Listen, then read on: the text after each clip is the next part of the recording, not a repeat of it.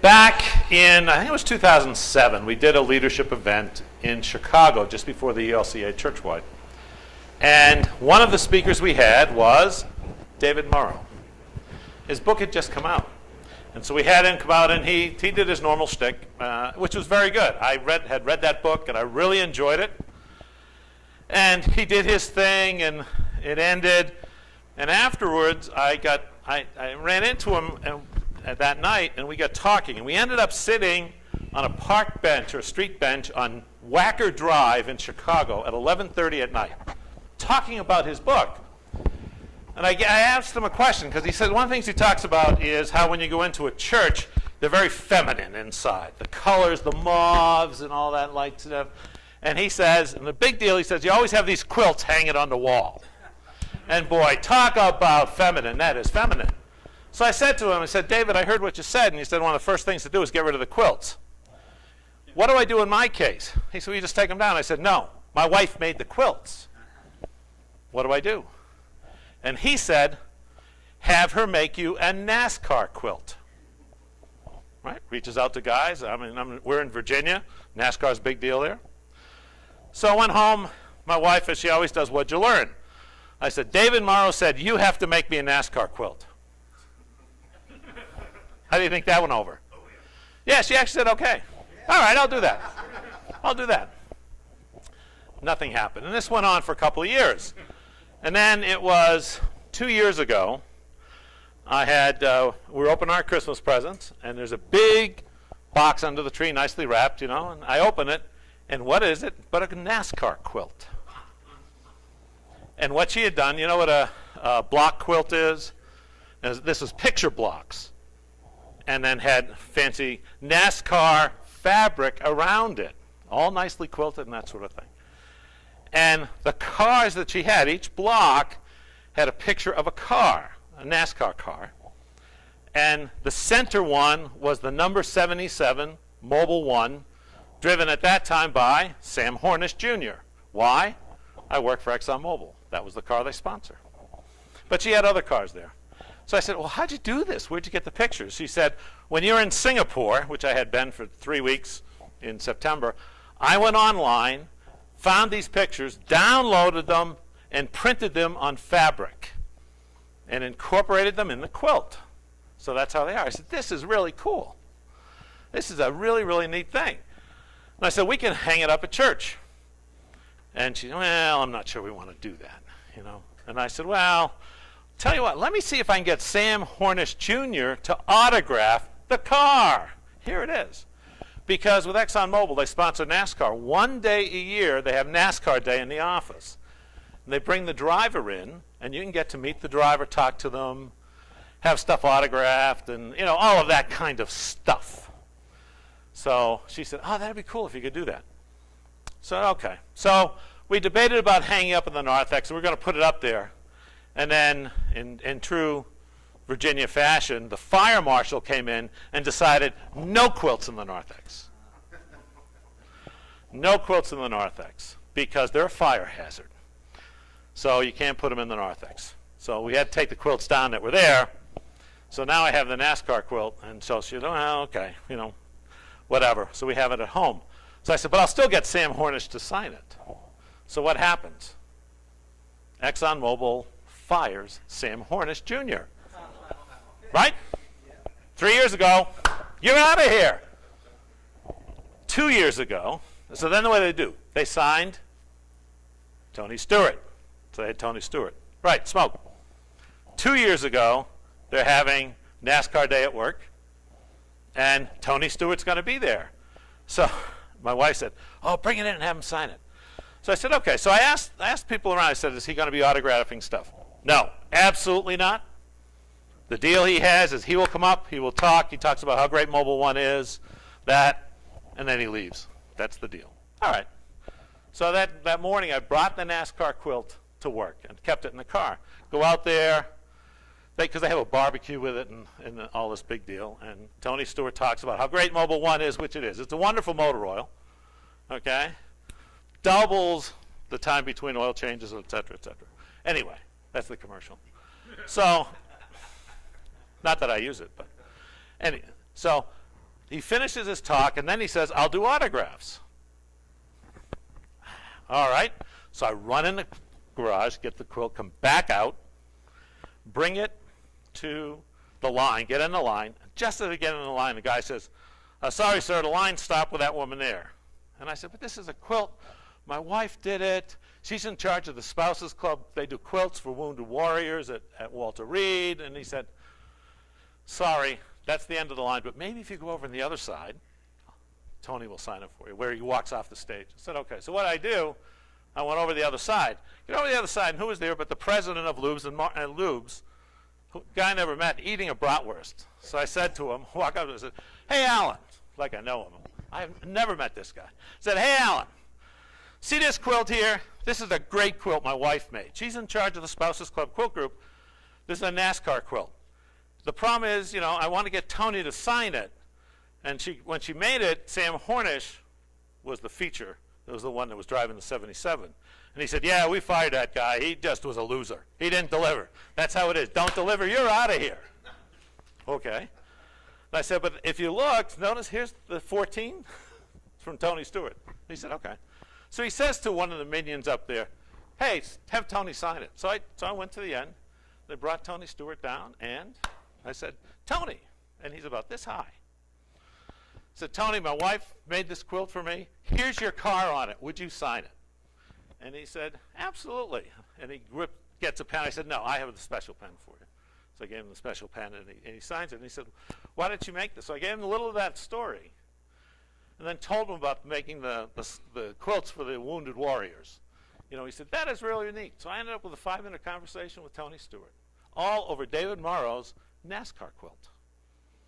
I've showed it to the guys at church, but I haven't. It's at home, in our living room.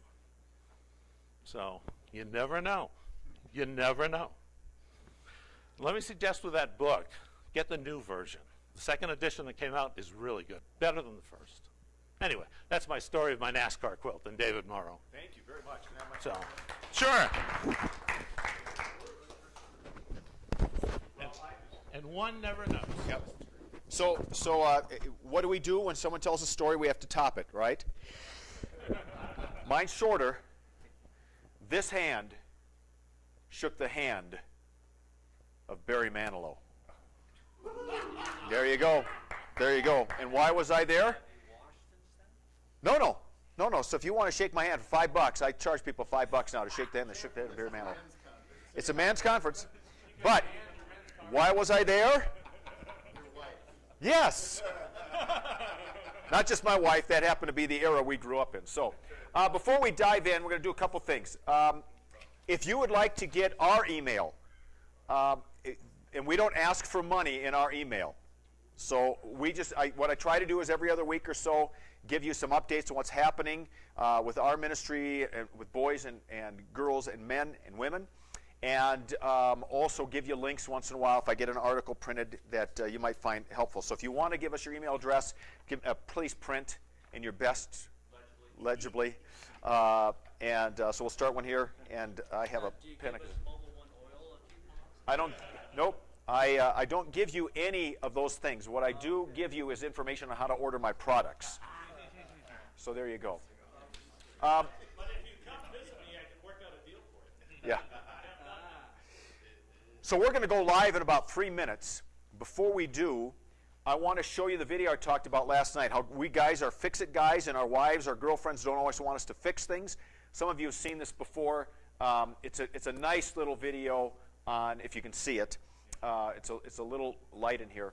It's a nice little video on our propensity to want to fix things and a woman's propensity not to want us to fix. All right? It's called It's Not About the Nail.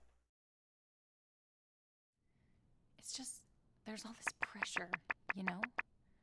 And sometimes it feels like it's right up on me, and I can just feel it, like literally feel it in my head, and it's relentless, and I don't know if it's going to stop. I mean, that's the thing that scares me the most, is that I don't know if it's ever going to stop. Yeah. Well, you do have a nail in your head. It is not about the nail. Are you sure? Because, I mean, I'll bet if we got that out of there... Stop trying to fix it. No,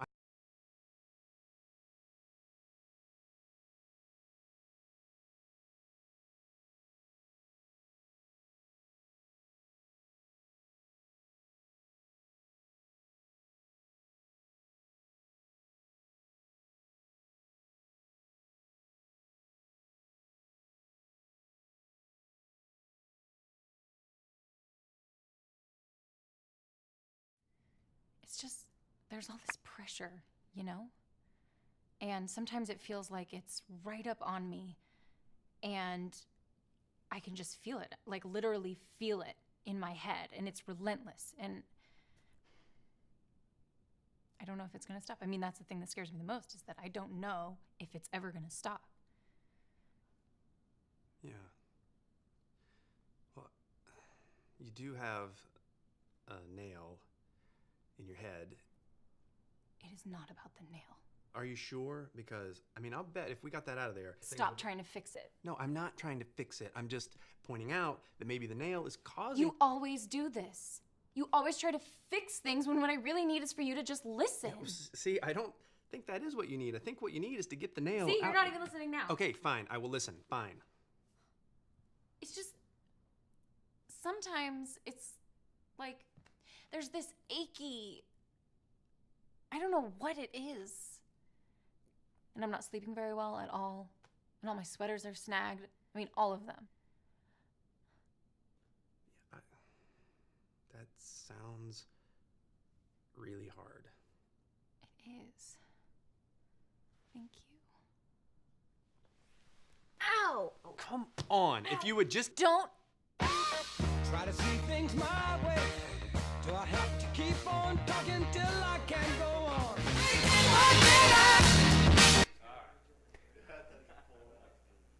Have you had that conversation before with someone you love? Yeah? All right.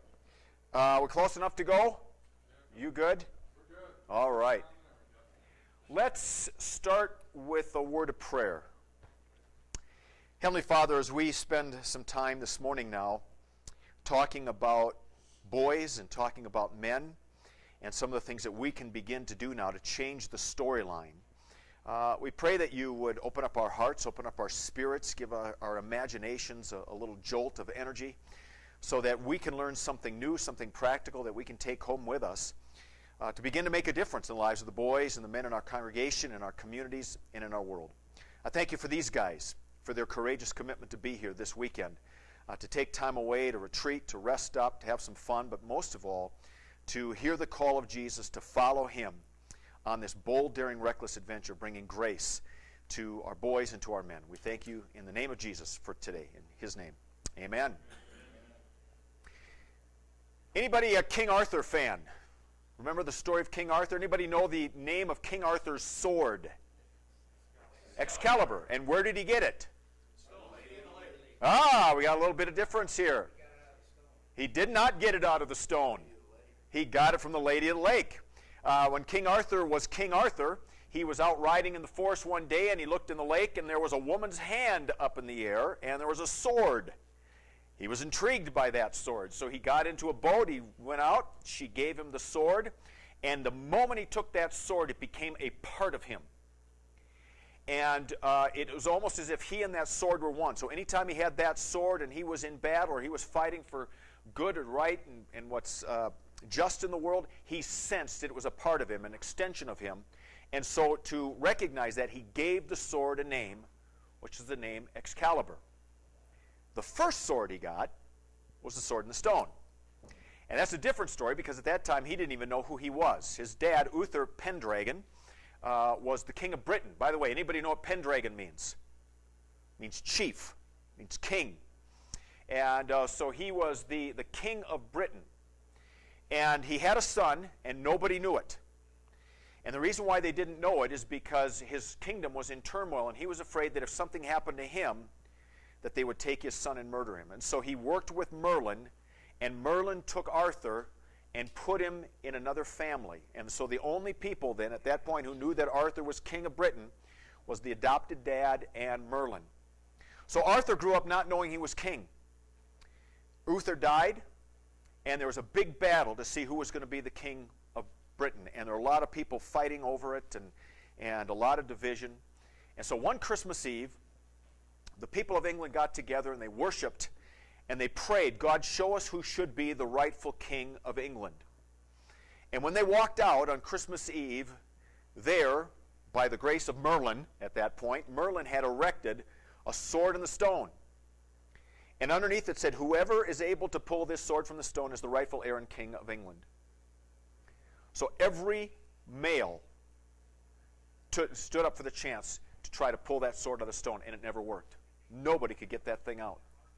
And this went on for weeks and months and finally years, to the point where people completely forgot about the sword and the stone. So years and years later, Arthur is in that area. He is now a teenage boy. His brother, who's not really his brother, but his brother is going to compete in a jousting match. And his sword breaks. And so he tells Arthur to go find him a new sword. So Arthur's running around trying to figure out where is he going to find a sword, and he happens to see in the bushes this sword sticking out of a rock. So he goes, he pulls it out, doesn't know any of the legend, runs over and takes it to his brother. His dad says, "Where did you get that sword?" He said, "Well, I pulled it right out of the stone over there." And instantly, people recognized that Arthur was the heir and now the rightful king of England. And the sword was the symbol of his power. Now, a few years ago, there was a movie made called King Arthur. And what I want to show you is the alternate ending to that movie, because it's a poignant piece about boys and swords and power. And then we're going to talk about how we as men can help our boys use their swords of power to change the world.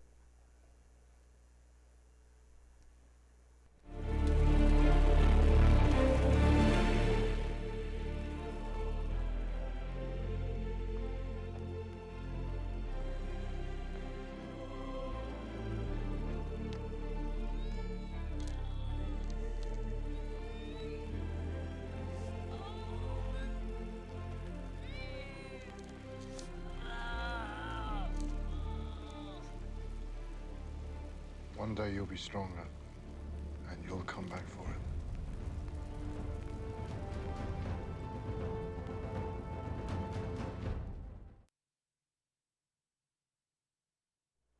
And testosterone is the hormone and the metaphor for that God-created desire to be a superhero. Another way of talking about it is that every boy is created to carry the sword of power. And throughout literature, the sword for boys always represented their power. It was a part of them. It was another way of talking about their testosterone or their purpose in the world. A boy's sword was meant to be his way of using his gifts and talents to make the world a better place. And so when you read all of these great stories of boys on quests, all of them are given swords. And because that sword is really identified with who they are and who their power is, they give that sword a name.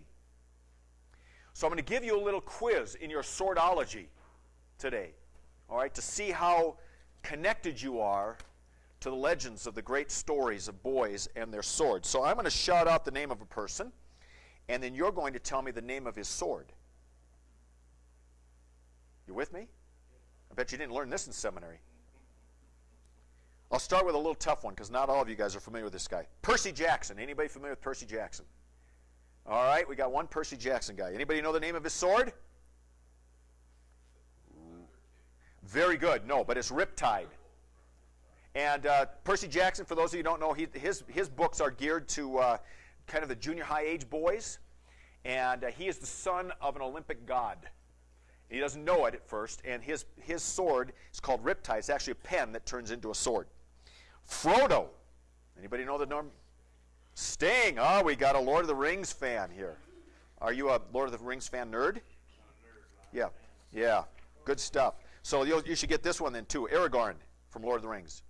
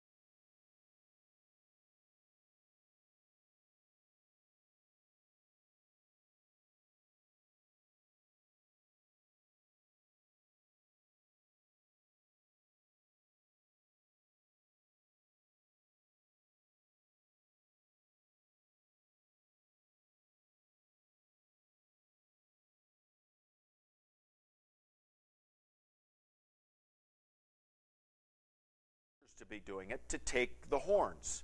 But the horns were still intact. And for many, many months, it was just a mystery. Who's killing these rhinos? And so finally they did a stakeout, and they discovered that the murderers were teenage elephants. Any of you heard this story? All right, they were teenage elephants. And here's what had happened. Years earlier, in another preserve, they had an overpopulation of elephants. And so they decided at that time that the only way to protect the preserve from this overabundance of elephants was to kill off the adult elephants and to move the young children elephants to another preserve.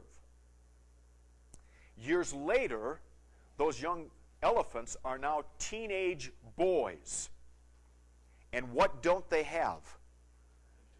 No bull elephants. So you have these male elephants, these teenage male elephants, with all of this testosterone flowing through them, with no one to tell them how to use it. And rather than using it for good, noble purposes, they were creating gangs and killing off rhinos. Well, they had to stop the murder, the slaughter of these rhinos, so their first thought was to kill off some of the leaders of the gangs, which they did. But it wasn't stopping the problem. And then someone come up with a better idea. They rounded up some bull elephants from another preserve, brought them into this one, and instantly, overnight, those bull elephants took over and put those young bucks, so to speak, in their place, and the killing stopped. And those bull elephants taught those young teenage elephants how to be good, healthy, life-giving elephants. Because boys become men under the tutelage of good men. Girls biologically know when they're becoming women. And every month they're reminded that they're becoming women and that one of their major purposes in life is to give life and to bear life. Boys don't have that. Now, boys have certain signs that tell us we're becoming adults. We grow hair, our voices deepen, our bodies change. But we have nothing to tell us that we're becoming men. The only thing that tells a boy that he's becoming a man, is another man. And so mentors are absolutely crucial in the life of men. And for generations, cultures understood this. Cultures, when boys reached a certain age, would surround them with men, not just dad, but with other men who would spend a period of time, and we'll talk about this in a moment, instructing boys on how to be men, how to use that energy, how to use their swords of power for good within the community. Because what happens when boys don't have mentors is they make it up. And we usually make it up in destructive ways, as those elephants did. Yeah? Tim, are you saying the male's natural tendency is to violence without mentoring, without leadership? You're tying that in with the elephants. That seems to be the indication. And if you look at culture, where do boys tend to gravitate when they don't have good, positive men in their lives? Into gangs. And those gangs become violent. Because testosterone, being an aggression hormone, and aggression, we said last night, isn't necessarily negative, but aggression goes negative far easier than it goes positive. What's the number one emotion of men? Anger. Right? And that's a testosterone-based response. And so if boys don't learn how to manage their testosterone, they're going to go negative. Now, we in the church have another concept for that. What's that called? Sin. What do you do when you live away from your Creator and you move outside of the boundaries your Creator created for you? You destroy things. Cain murders Abel. So, more often than not, when boys don't have good, solid mentors, they go negative. And part of it is a power struggle. Part of it is how do you exert power? Usually by being negative, by being the strongest guy, the scariest guy. So yes, I think a lot of research would back that up. So boys need mentors. So think back now to all those great stories of the quest stories where boys are given swords and they have mentors, right? All of them have mentors. So I'll give you a little mentor quiz. Who mentored Arthur? Merlin. Okay. Who mentored Luke Skywalker? And later, for just a moment, his dad. Yoda too, but his dad. His dad got a little bit of time with him. Who mentored Harry Potter? Percy Jackson. For the one of you who's read the story. Yes, Chiron or Chiron, however he pronounces it, who's half man, half animal, half horse. Who mentors Peter Pevensey in Chronicles of Narnia? Yeah, he got the big guy. No intermediaries for Peter Pevensey. He got the guy. And who mentored Frodo? Gandalf, right? His Bilbo a little bit. His uncle, Aragorn, when they had a chance. So he had several mentors in his life. And so boys need men to teach them how to be men. Now, that's not to say that boys who grow up without good men or boys who grow up with only a mom can't turn out to be good men. It does happen. But the main way that boys grow into men is when men pour masculine energy into them. And so if we don't know how to be men, it's really difficult for us to teach boys how to be men. And that's how each generation increasingly loses its vision for manhood. So part of what men's ministry does is it helps men rediscover what it means to be men so that we can pass that vision on to our boys to be good men, to be good dads, to be good citizens, and so on and so forth. The challenge is particularly tough in our culture today because dads are distant from their boys.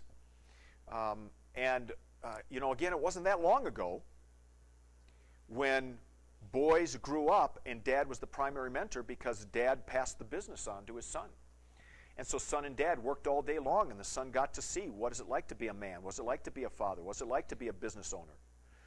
And then the factory workers started, and dad was taken away from home, and he'd come home tired, and so we have boys who are growing up either with dad not in the home because of divorce or death, or dad's in the home but he's distant, and he's relationally unavailable, or he's just a workaholic, doesn't have time.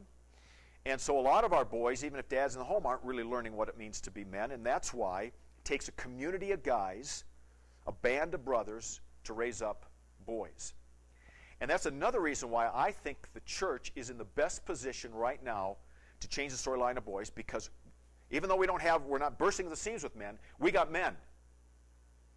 And if we can teach the men in our churches how to be good men who follow Jesus, there are a lot of guys who, inspired with a vision, would pour themselves into boys. And guys are looking for something to do. And if you say you can change the lives of the next generation, there are guys who can step up and do that. Yeah. Do you know where mentor comes from? Yes, the mentor was from a Greek story. Yes, from the Odyssey. Yeah, and dad had to leave, and so he asked mentor to watch his son and teach him to be a man. Exactly. While dad was gone. Yeah, in our congregation, we have mentors for our confirmants. We have the 3-year confirmation program. We never have a problem getting mentors from the women for the young girls. Right. So we hardly ever can get men to be mentors for the boys. Right. So why is that? I'll tell you why it is. First of all, because it doesn't come naturally for us anymore. And secondly, because most men aren't equipped to be mentors or don't think they are.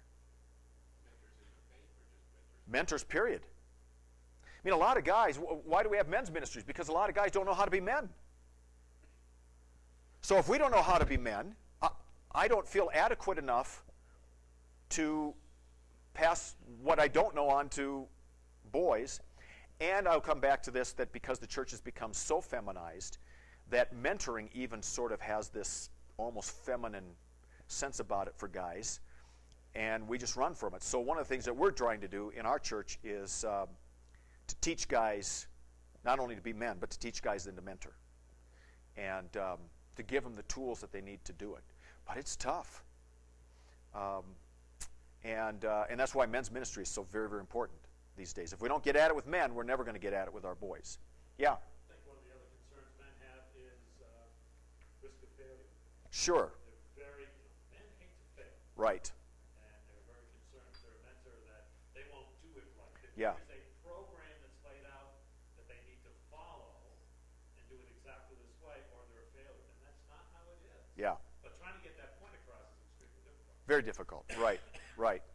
So the first thing boys need are mentors. And then the second thing that boys need is a strategic path into manhood. A strategic path into manhood, or a quest that will shape them. So, as I said, generation after generation, and culture after culture, tribe after tribe recognize that boys don't simply become men. That boys have to be trained to be men. And so one of the things that they did was they set up a mentoring system. I'm going to talk more about that in a moment. But they also told great stories about how boys become men. And they told these great epic stories of boys who would go through this process of facing certain challenges that were impossible to face.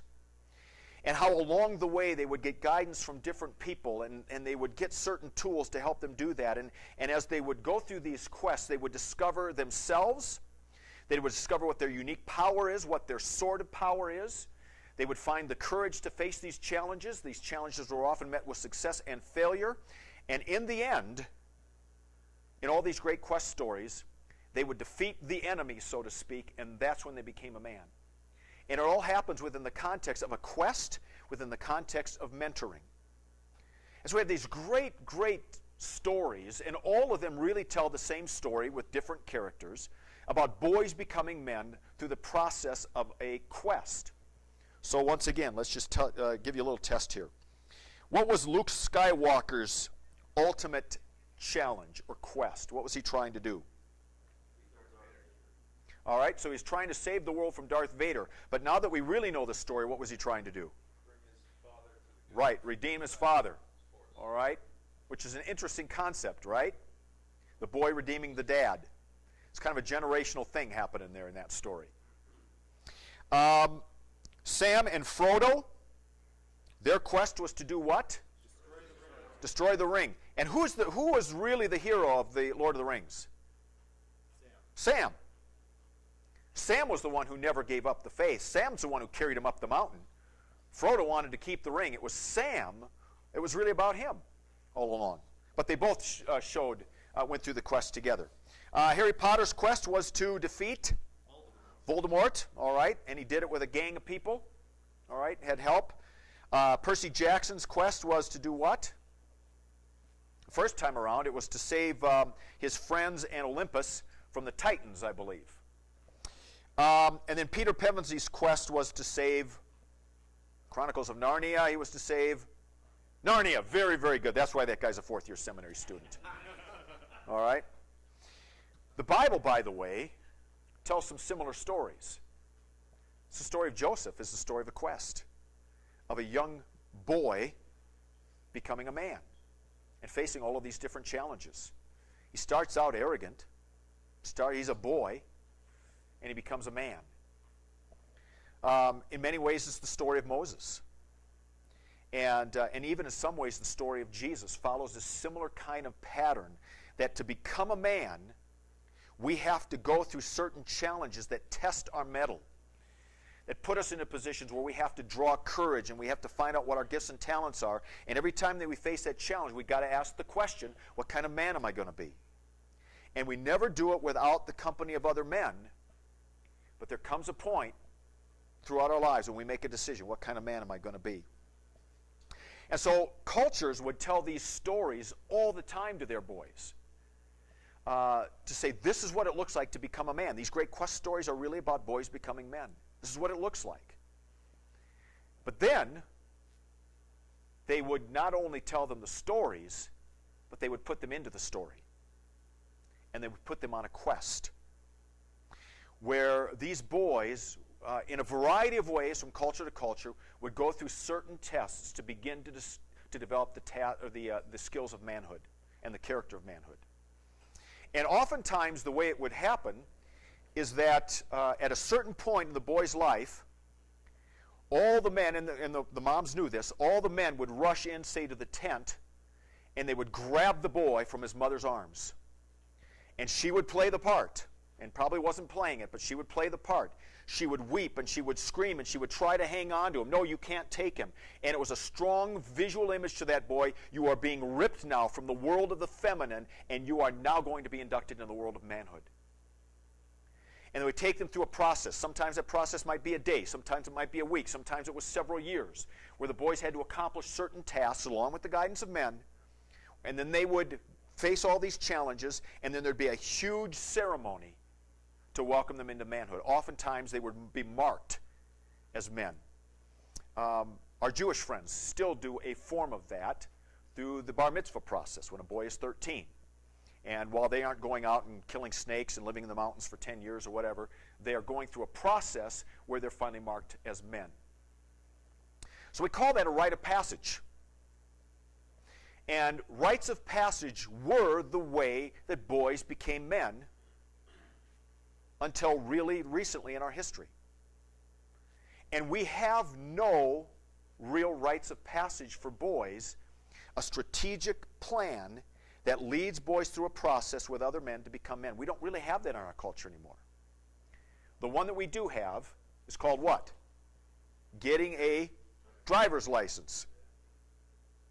That's the one thing that all boys and girls can participate in. And how does the process work? Well, first of all, you have to be a certain age, and then you have to have some training. So you take some written tests to get your driver's permit, and then you're in this period of transition where you are learning how to become a driver. And depending on the state, depending on where you do this, you have to take some behind-the-wheel classes with a certified trainer.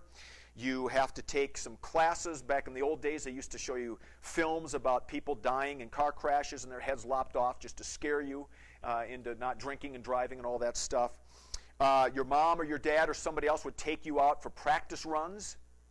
And then before you get your driver's license, you have to get in the car with a perfect stranger, and he just tells you or she tells you what to do. And you got to do it. You got to turn right here. You got to use your blinker right. You got to back up and park. You got to beep your horn. All those different. You go through a test, and if you pass the test, you get a driver's license.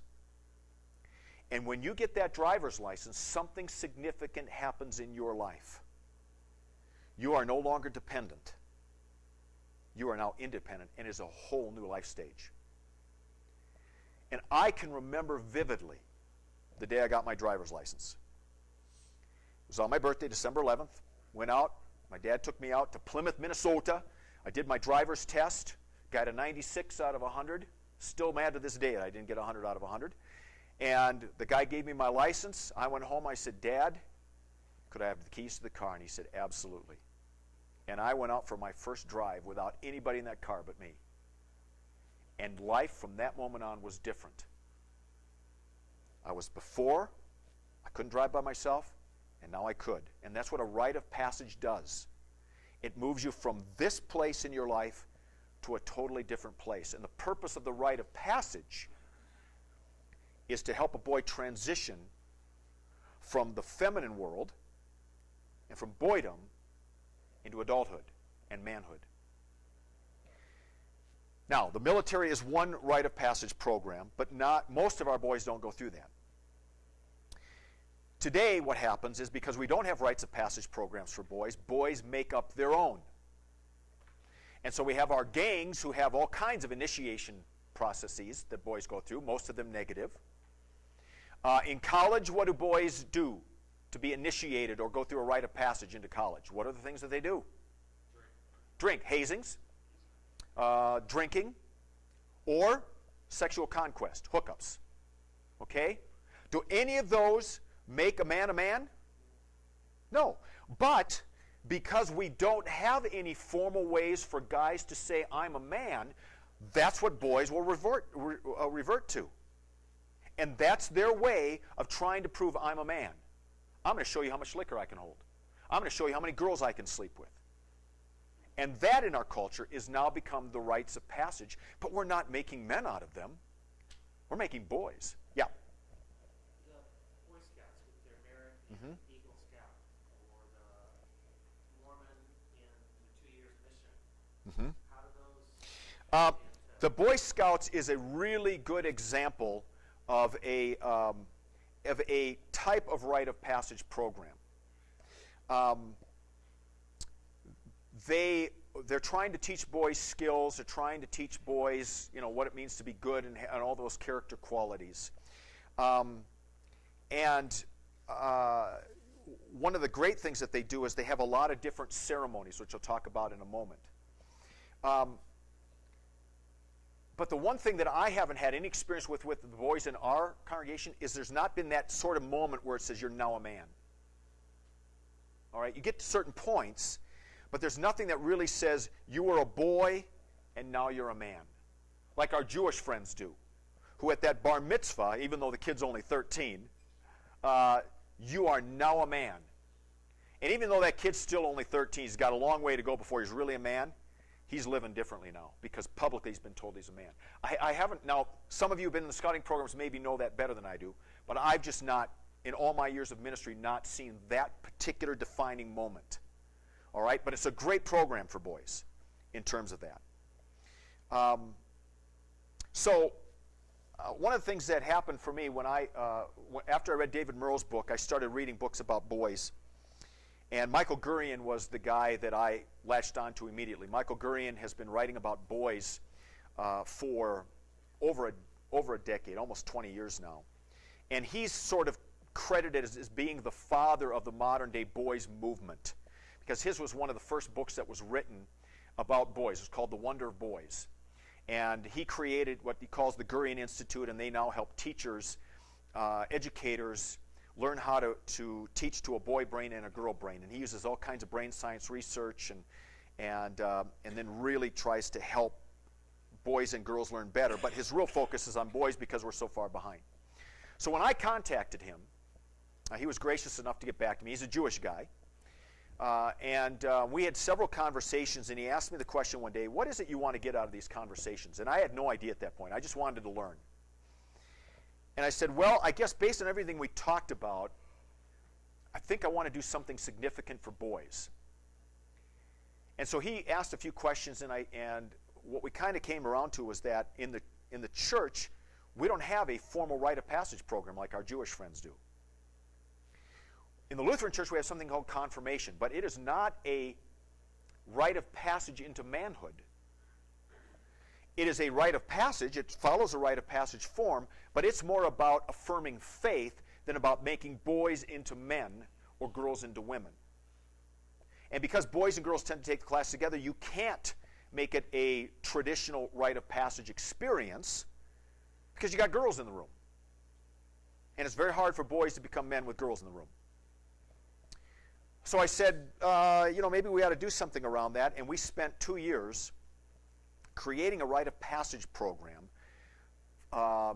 based on the Jewish bar mitzvah model, but it's not 2 years long, based on brain science research, based on the way that rites of passage work, and based on biblical principles. And we created a rite of passage program called Following Jesus, A Heroic Quest for Boys. And the two defining questions of the program are these. What kind of man do I want to be? And what does it look like to follow Jesus into manhood? And so we spend big group and small group and retreat time going through that process, helping boys wrestle with those questions. What kind of man do I want to be? What kind of a dad do I want to be someday? What does sex look like? All those kinds of things where we can talk about it with just boys, their dads, if dad is in the picture, who's the primary mentor, and a couple other men. And we created the process so that in our church or in any church, it's just a kit is provided so that any church can do it. And we give all the mentors get all the questions so that they succeed. Every question a mentor needs to ask, we provide it. Everything they need to do, we've created. So that we can take our boys through at least a beginning foundational experience where they have to do certain things and experience certain things to start to enter into a man's world. We've geared it to junior high boys, 7th, 8th, and 9th grade boys. And we created it for two audiences. The secondary audience is the boys. The primary audience is their dads. Because most of these dads that we're working with, first of all, don't know much about their faith and really don't know much about what it means to be a man. They've just been making it up because nobody mentored them. They never went through a rite of passage. So we want to help the dads wrestle with what it means to be a man while they help their sons wrestle with what it means to be a man. So our experience, very quickly with the program, has been, I've gone through it 4 times and have done it in a variety of settings, a variety of ways. And these are some of the experiences that I've had with it. First of all, I always meet with the dads and the mentors for a little bit of time every time we get together to just give them a quick training on what they need to do. And every dad, every time I get together, says, my son absolutely loves coming to this. And I've never heard anyone say they don't. Now, how many times do you hear boys saying, I want to go back to church? And for this particular thing, they want to come. But for me, what's even more important is the number of dads who are coming to terms with their faith, with following Jesus, and what it means to be a man themselves. And the sense of pride and ownership these dads are getting, because we are giving these dads the opportunity to lead their boys in discussions they wouldn't have had otherwise, and to wrestle together with it. I heard a story just the other day. The son goes to our church. The dad and mom are divorced. The dad goes to a different church, or went to a different church. And he came through our program. The first year we did it. And I knew this guy. I knew that his faith was not deep at all. I wasn't even sure where he was with his faith. But he was really eager to do this with his boy. And every week we got done, the dad came up to me. He said, man, I wish I could tell you how much this means to me. I am learning so much stuff about myself, about manhood, about faith, and about my son. And it was just a life-changing experience for him. Well, about a year ago, his son went over to see Dad and found his dad dead. His dad had died, and they're not sure how. It wasn't an accident. It was just his heart quit or something. 2 weeks ago, I was at a wedding, and the pastor of this guy pulled me aside. He said, I have to tell you what this man said about that program. And he just went on and on about how it changed his life. Now, it's not because the program is great, although I think the program is great. It's because for the first time in that man's life, someone was talking to him about manhood from the perspective of faith. Wasn't talking about faith to a man. He was talking about manhood from the perspective of faith. There's a very different thing. He was learning how to be a dad. He was learning how to be a man. He was learning how to be a good employee. He was learning how to be a good citizen. He was learning what it means to follow Jesus as a man. And so we created this program, and I'm not going to say much more about it now. We created another one for girls.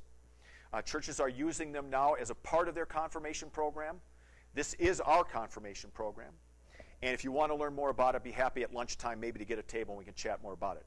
I want to give you one other thing that I did with my son, and then we're going to move to men. All right? Yeah. Just one question about scalability on your own question. Yeah. My church is 16 people. Okay. We have One boy? Yeah. Make that work. That probably won't work in your setting.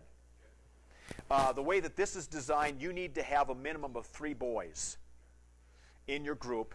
Because if you got 3 boys and 3 dads, you've now got 6 people. If those 3 boys also ask in 2 other mentors, which is not a requirement but a recommendation, now you've got a good group of people to work with. But just one boy, it's not going to work. Yeah. There are some things that people can do for their sons if it's just a boy.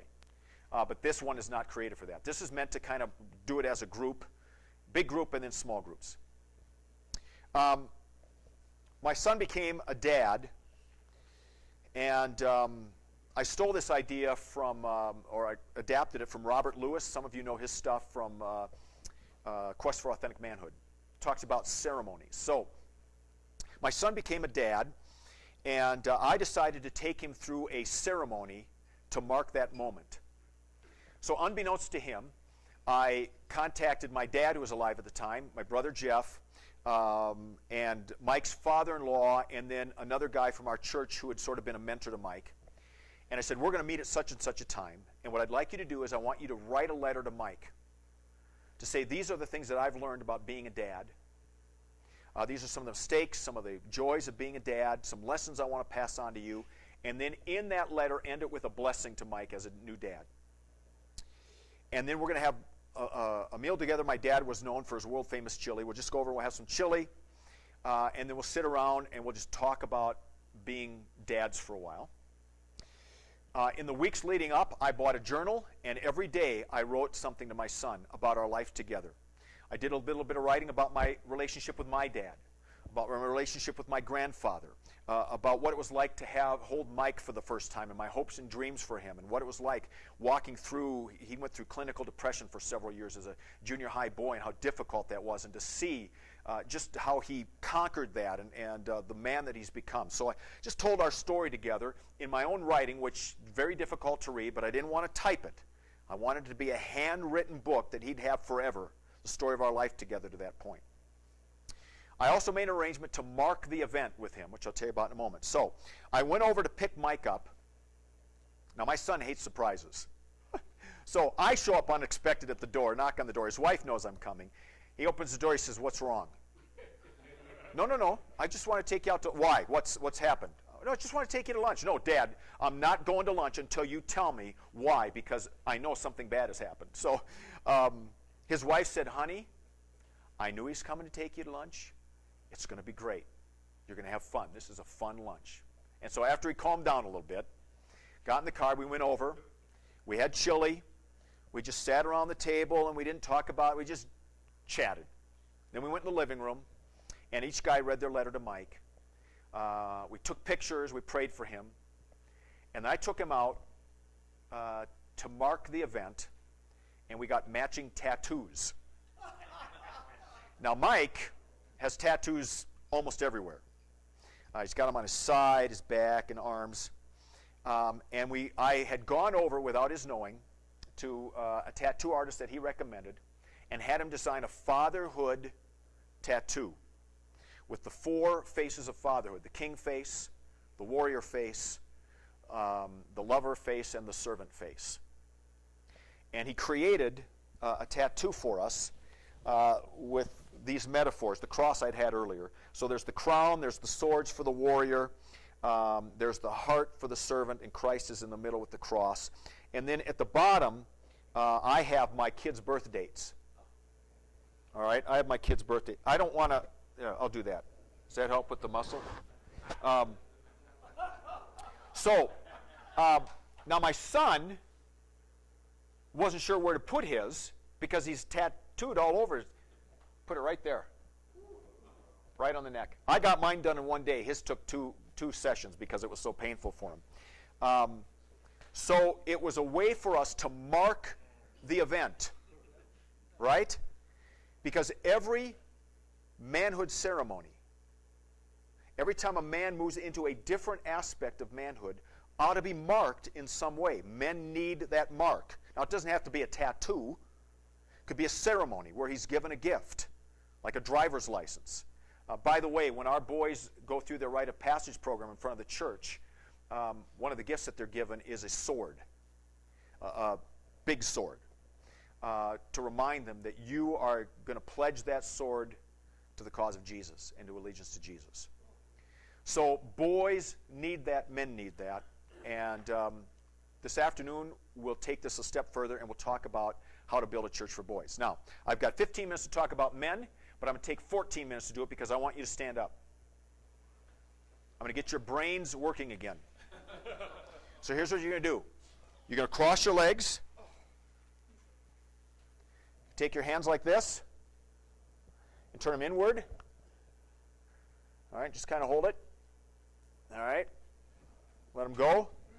Do the opposite. Do that. Bring them up. There's a reason why I'm having you do this. All right? Now, there's a reason why I'm having you do this. I'll tell you in a minute. Cross your hands like this, and then bring them up. All right. You can be seated. Now, the reason why I did that was because that movement opened your brain up again to work on both sides of the brain. It's the reset button. Because guys tend to work out of one side of the brain, so I got to have you working out of both sides of the brain because I'm going to take an hour and 45 minutes and give it to you in 14. But I know you can do it. All right? So we're going to talk now. Last night we talked about how men have been emasculated. Now I want to talk about how Jesus remasculates men, and I want to give you a workout program. But first I want to tell you a story. It's a familiar story about The strongest man in the Bible. His name was? Samson. My all-time favorite story. Anybody remember Victor Mature? All right, so some of you old guys, my favorite actor. Though there are people who said that's an oxymoron for Victor Mature to be an actor, but I love that guy. Anyway, when I was a kid, my favorite story on the flannel board was Samson and Delilah and that whole thing. So Samson's the strongest man in the world. He has superhero strength. He's not only physically strong, but he's mentally sharp. This is a guy who tells riddles. And he's good at telling riddles. And he uses riddles to his advantage. But Samson, like every other man, is only as strong as his weakest link. And Samson was weak in a couple areas. Samson had great pectorals, had a strong chest, but he had no heart, meaning he had no character. And secondly, he didn't keep his spiritual life alive. He ignored that.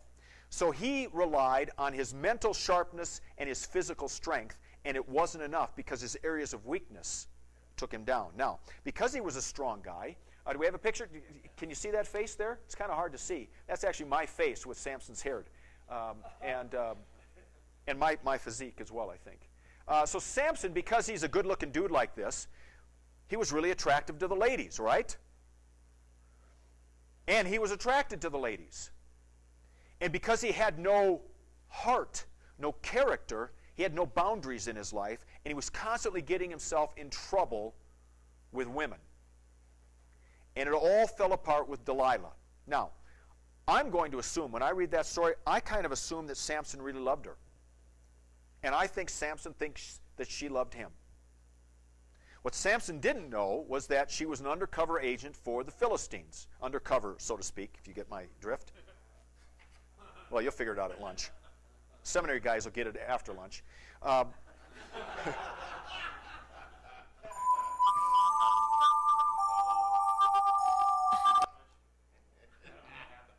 bouncing so much I can't bounce. Yes, I am. Don't pay any attention to the man behind the screen. So Delilah gets into a relationship with Samson, and she wants to know what? The secret of his strength. And Samson sees it as a game. And so he tells riddles. He gives her 3 different things that he says are the secret of his strength. But what he doesn't catch on to is the fact that every time he tells her what his source of strength is, she goes then to try to undermine it. And he doesn't realize that she's really trying to figure out what makes him strong so that she can disarm him. Well, after the 3rd time, what does she do? She turns on her womanly charm, and she cries, and she pouts. Oh, you don't love me. If you loved me, you'd tell me that. You'd tell me everything about yourself. And the Bible literally says he couldn't take the nagging anymore. And he said, that's it. He said, okay, here's the secret of my strength. It's in my hair. I took a vow. And she knows this time, this is the deal. So he wakes up the next morning and he has no hair. She says, Samson, the Philistines are here. And he thinks, I'm going to fight him one more time. And he's got no strength. She has emasculated him. Reality is he has emasculated himself, right? Because he had no character. He had no spiritual connection to his Creator. They gouge out his eyes, and he's put in prison. A shell of the man that he was created to be. Now, my contention is that the world needs good, strong men. We talked about this last night. If we are out of balance with the image of God, if we've got too much female and not enough male, the world's out of balance. If we have too much male and not enough female, the world's out of balance. So the world needs image of God males. Needs good, strong males. But like Samson, all of us are only as strong as our weakest link. And so Jesus comes along to re-masculate us and to make us into men again. And Jesus actually gave us a 4-point workout plan to help us be the strong men that we were created to be. And this workout plan begins with sort of a foundational point, which is the foundation of all good workout plans. And I saw this in a commercial a few weeks ago. Maybe you've seen it. I think it's for Gatorade. But it says the only way to build yourself up is to break yourself down. You seen the commercial? The only way to build yourself up is to break yourself down. If you know anything about building muscles, the only way you build up a muscle like that, baby, right there, is to break it down. To break it down and let it rest, and then it becomes stronger. And so for Jesus, the foundation of this workup plan, the foundation for being a man, is to let his grace break you. Now, we don't normally talk about grace breaking us, but that's exactly what grace does. Grace breaks us. Grace tells us that we cannot, by our own power, do anything, that we need the grace of God. It's like a horse. You want to take a horse and use it to the best of its advantage, you've got to break it first. And if we're going to be men, then we need to learn to live under the lordship of Jesus, and that means we have to be broken by his grace. A grace that comes to us and exposes our weaknesses, shows us who we are, and then shows us who God can be when the Spirit of God lives in us. It's a great story. Many of you are familiar with. Victor Hugo wrote the story Les Miserables, or Les Miserables, or Les Mis. And it's the story of Jean Valjean. And Jean Valjean was trying to help out his sister's family. She had 7 kids. They had no food. They were broke. And so one night, he broke into a bakery to steal a loaf of bread, and he was caught. And he was sentenced to prison for stealing a loaf of bread. Spent 19 years in prison for stealing that loaf of bread. And it wasn't all for stealing a loaf of bread. He tried to escape a couple times. So 19 years he spent in prison.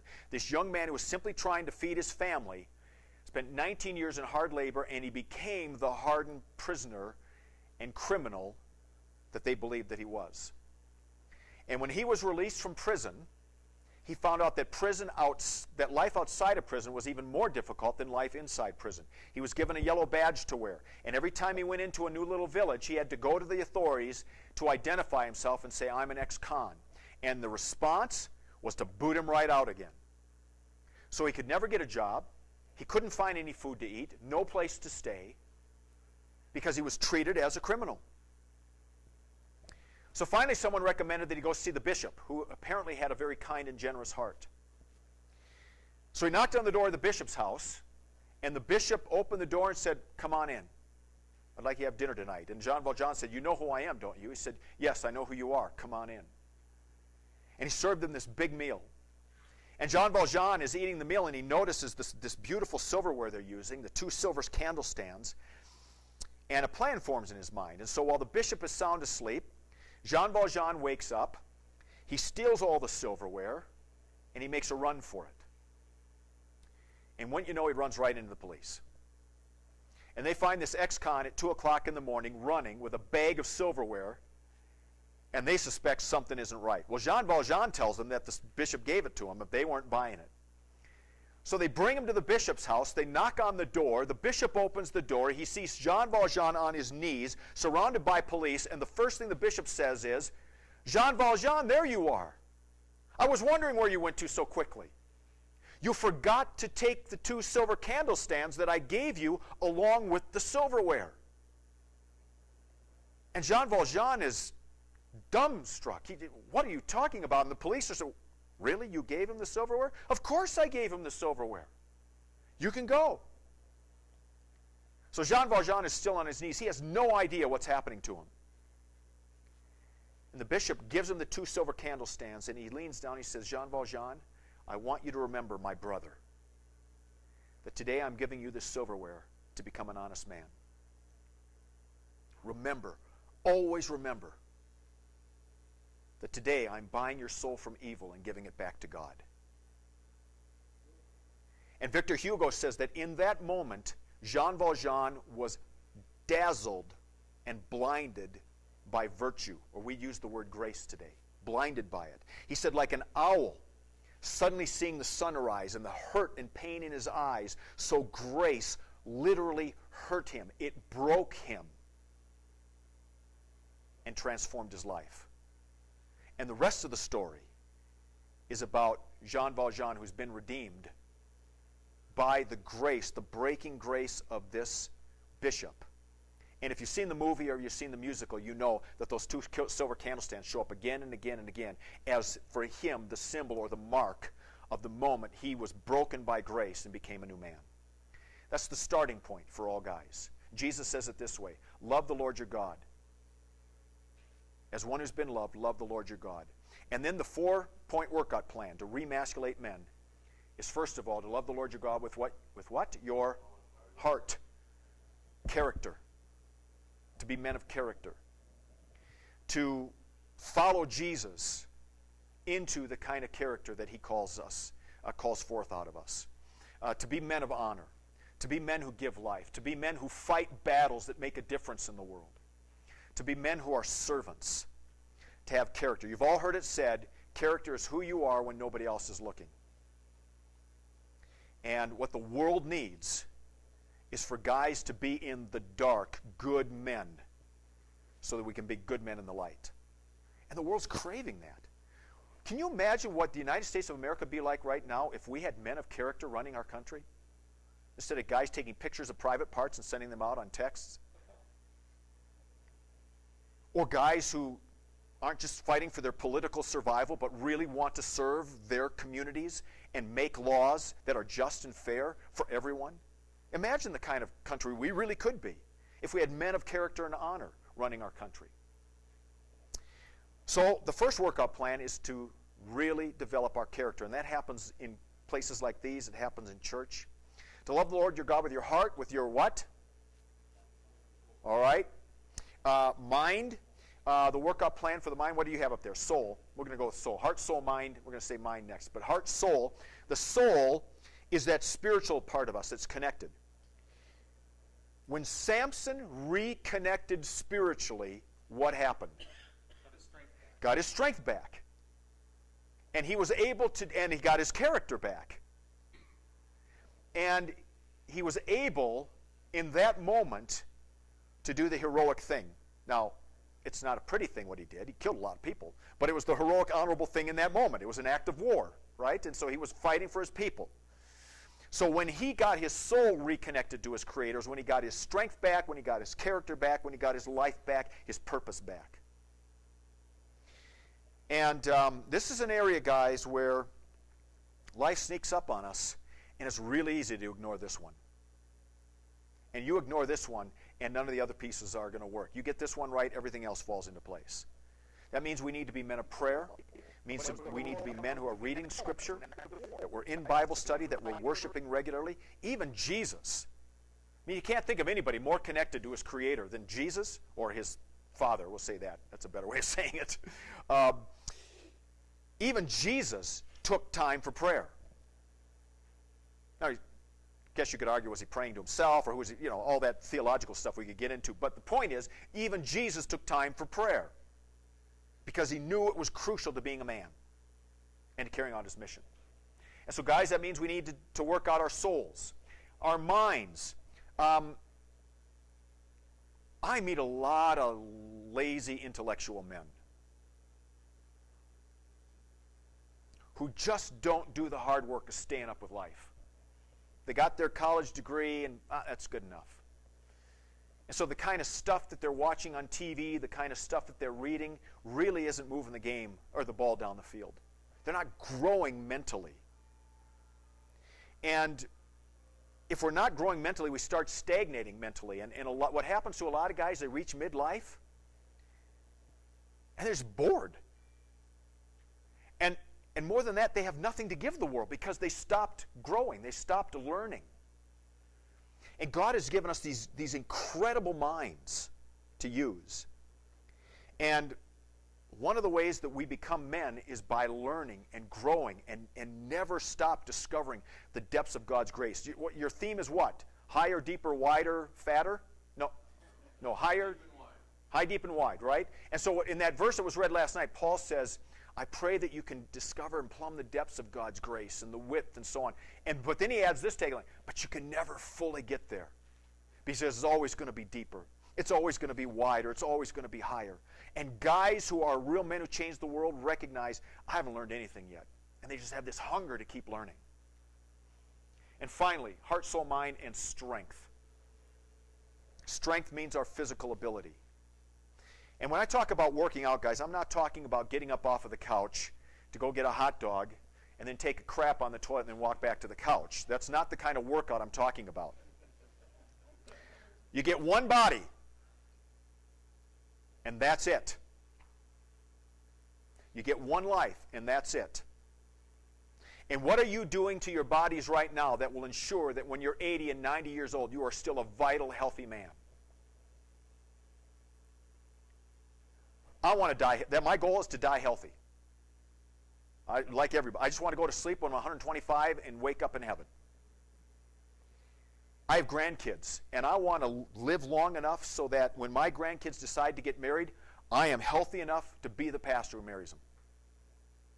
And I want to baptize their children.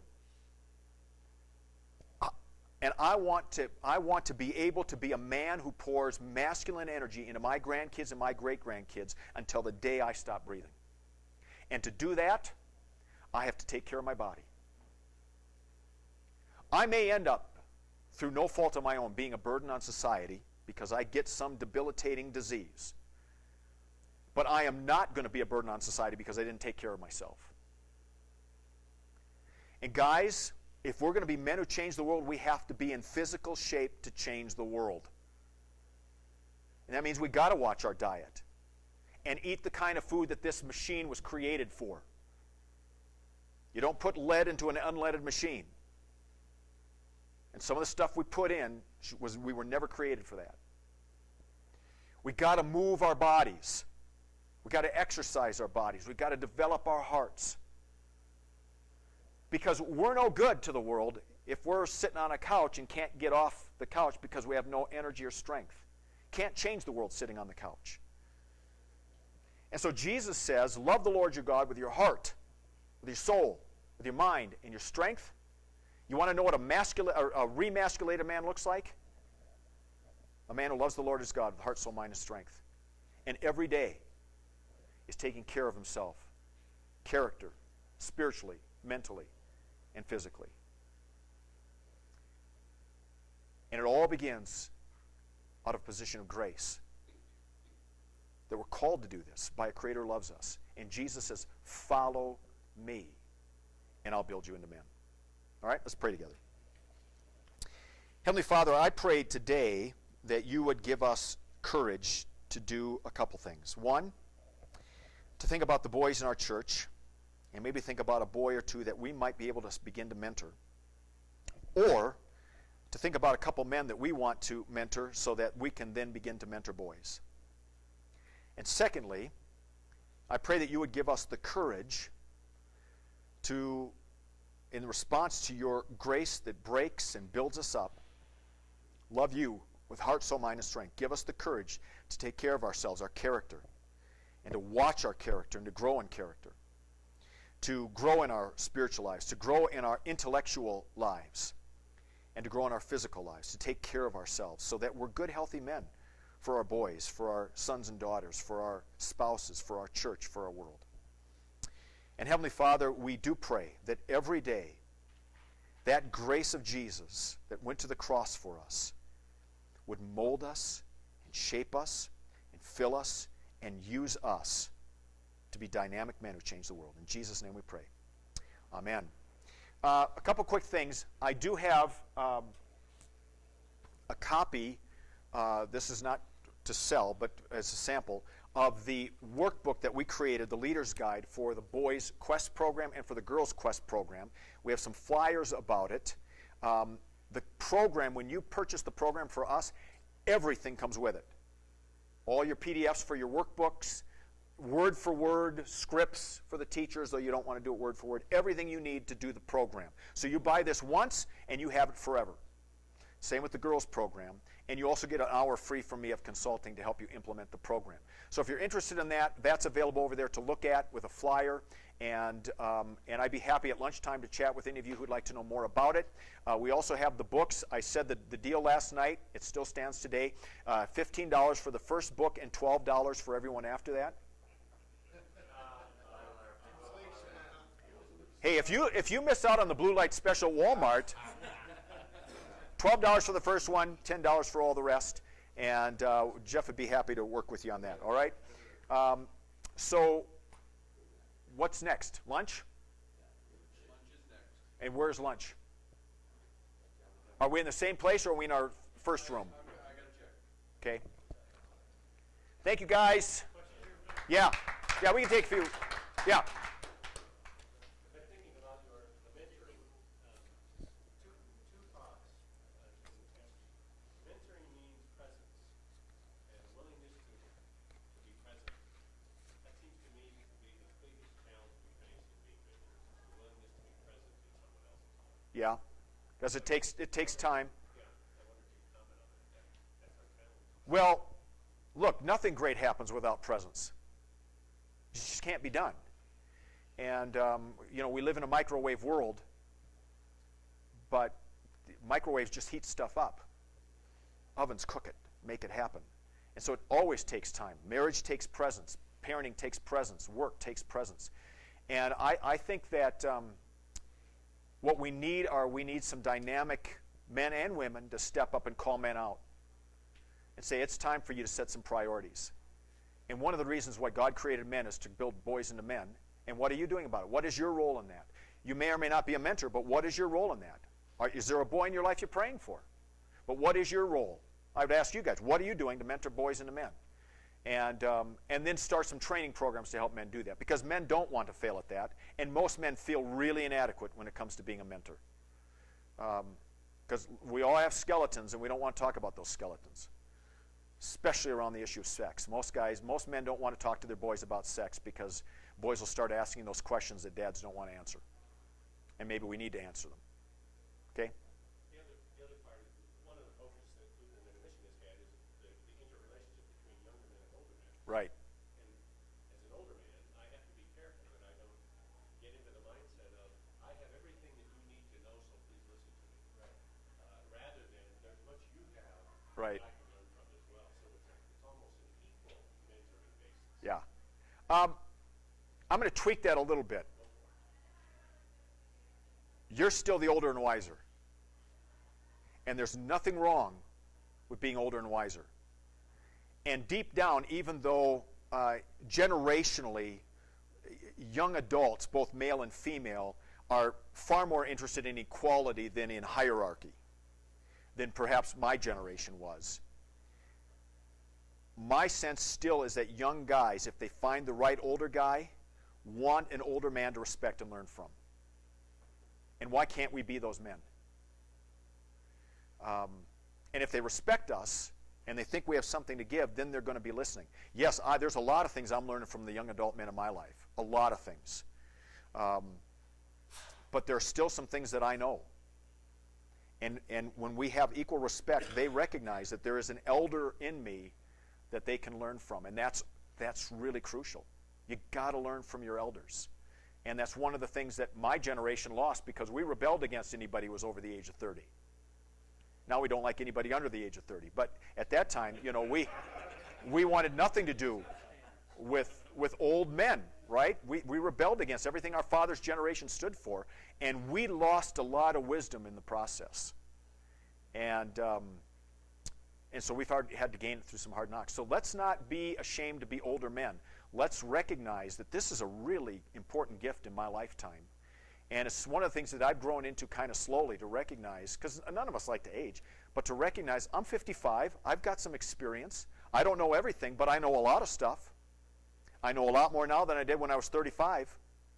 And if there's some boys and young men who think I have something to share, I want to share it with them. So don't be ashamed or embarrassed to say, I've got some things I think I can help you with. I'd love to do that. And for younger guys to say, one of the smartest things I can do right now is find a wise man I want to hang out with and learn from. Yeah. I was just going to say, as an older guy, I may be the oldest one here. Not good. The thing that we need to do is not to say to younger guys, you have to do A, B, C. Right. Because that's not what they want to hear, and it may not be applicable. But to share your personal experiences Right. that you have learned through life. And that's the big deal. Mm-hmm. As you go through the things that you've dealt with and how you've dealt with them, both positive and negative. Yep.